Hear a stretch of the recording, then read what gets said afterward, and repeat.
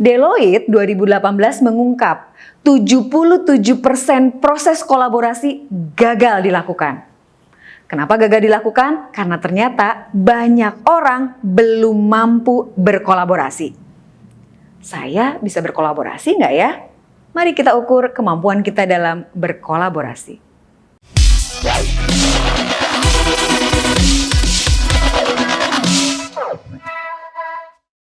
Perilaku kolaborasi adalah perilaku yang alamiah bisa dilakukan oleh setiap orang. Karena memang pada dasarnya setiap orang pasti harus kolaborasi. Tapi pertanyaannya adalah seberapa mampu kita berkolaborasi?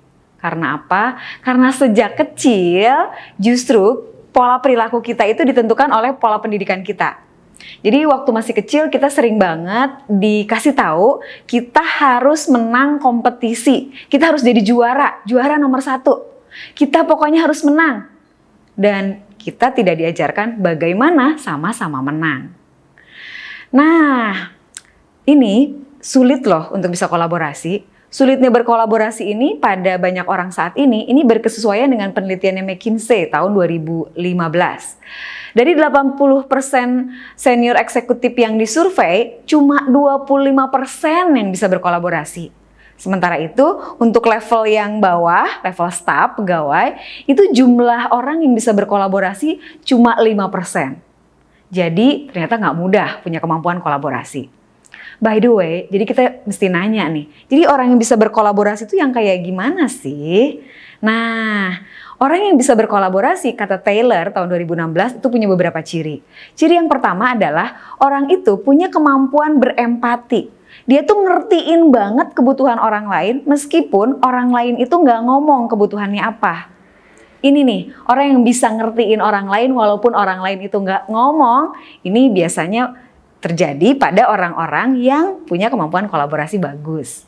Yang kedua, orang yang punya kemampuan kolaborasi bagus ini bisa motivasiin orang, bisa ngedorong orang lain supaya orang lain itu berkinerja sesuai dengan tuntutan organisasi atau tuntutan kelompok. Nah, meskipun dia bukan pemimpin, punya berbagai cara dia tuh bisa bikin anggota kelompoknya atau anggota timnya untuk bisa kerja sesuai dengan tuntutan timnya gitu ya. Itu ciri orang yang kolaboratif tuh bagus.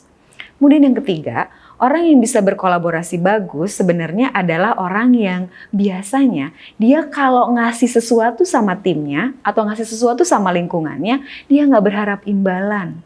Dia nggak berharap apa yang dilakukan itu dibalas sama lingkungan. Itu adalah ciri-ciri orang yang kalau diajak kerjasama atau dia bekerja sama pasti bakalan asik tuh orang kayak gitu. Karena apa? Dia nggak berharap imbalan kok. Ini seru banget nih orang kerjasama kayak gini nih. Bahasa psikologinya orang kayak gini orang yang altruistik. Kemudian ada lagi nih ciri lain orang yang enak banget kalau nanti dia kerjasama. Orang ini kalau dihadapkan pada konflik, orang ini nggak ngindarin konflik. Dia nggak ngomongin orang di belakang. Dia nggak pura-pura nggak tahu konflik. Dia justru hadapin konflik, dia berani atasi konflik. Karena apa? Karena di situ bisa jadi hubungan kerja jadi tambah lebih bagus, hubungan kerja tambah lebih erat. Karena itu dia hadapin, dia beraniin tuh atasin konflik. Selanjutnya, orang yang bisa berkolaborasi dengan enak, dengan bagus adalah orang yang bisa menemukan keputusan yang keputusannya itu menguntungkan semua pihak. Bukan hanya pihak dirinya aja, tapi bisa nguntungin semua pihak. Ini nih dipastikan orang kayak gitu nih keren banget kolaborasinya.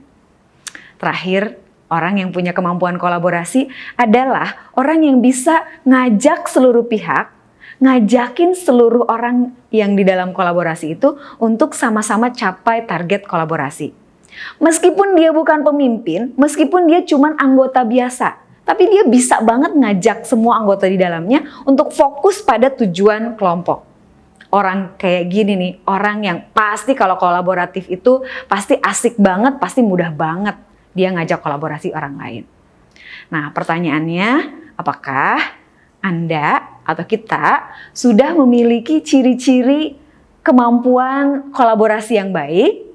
Kalau sudah, dipastikan Anda akan bisa berkolaborasi dengan baik dan target kerja yang sudah direncanakan bisa jadi jauh lebih banyak yang didapat karena tadi berkolaborasi. Tapi kalau Anda masih belum punya kemampuan-kemampuan itu, dari sekarang yuk kita tingkatin kemampuan kolaborasi kita dari sekarang.